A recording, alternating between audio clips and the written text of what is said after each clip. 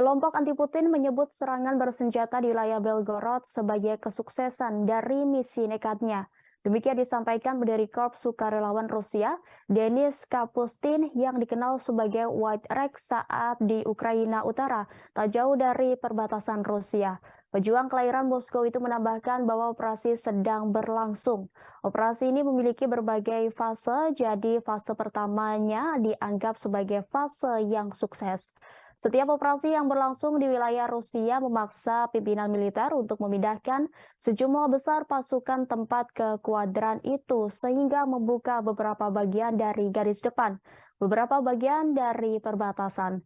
Dia diapit oleh sekitar 30 pejuang dengan kamuflase dari Korps Sukarelawan dan kelompok sekutunya, Legiun Kebebasan Rusia yang sebagian besar menutupi wajah mereka dengan syal pada sebuah presentasi untuk media yang menawarkan kesempatan untuk menanyai kelompok-kelompok bayangan tersebut. Kedua kelompok anti-Kremlin itu mengaku bertanggung jawab atas serangan di wilayah Belgorod. Pihak berwenang Rusia mengatakan bahwa satu orang tewas dan belasan lainnya terluka. Seorang wakil komandan Legiun Kebebasan Rusia yang menyebut dirinya Caesar juga memuji operasi itu sebagai luar biasa. Mereka berpose untuk media internasional di sebuah lapangan tembak militer di depan pengangkut personel lapis baja yang mereka katakan sebagai piala dari serbuan tersebut yang menurut mereka tidak memerlukan bantuan dan peralatan dari militer Ukraina.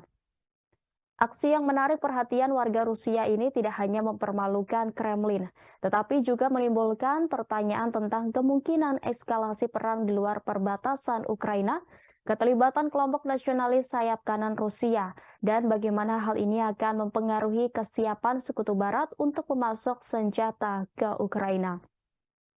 Para pejuang mengatakan bahwa mereka menghabiskan hampir 24 jam di Rusia dan kembali pada Rabu dini hari.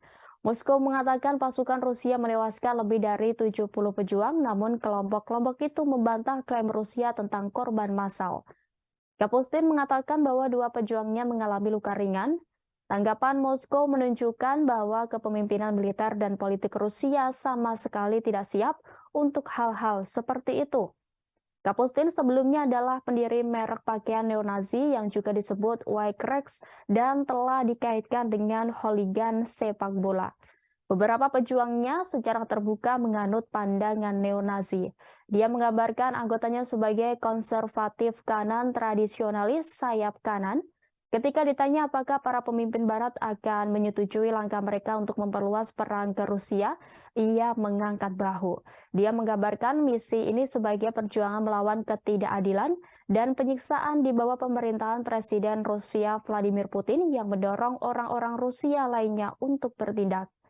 Kapustin mengatakan Ukraina memang mendorong kelompoknya namun tidak memberikan senjata atau peralatan atau instruksi untuk misi ini. Caesar mengatakan bahwa kelompoknya telah membeli Humvee di toko-toko internasional, di toko-toko perang dengan menggunakan sumbangan. Terima kasih sudah nonton. Jangan lupa like, subscribe, dan share ya.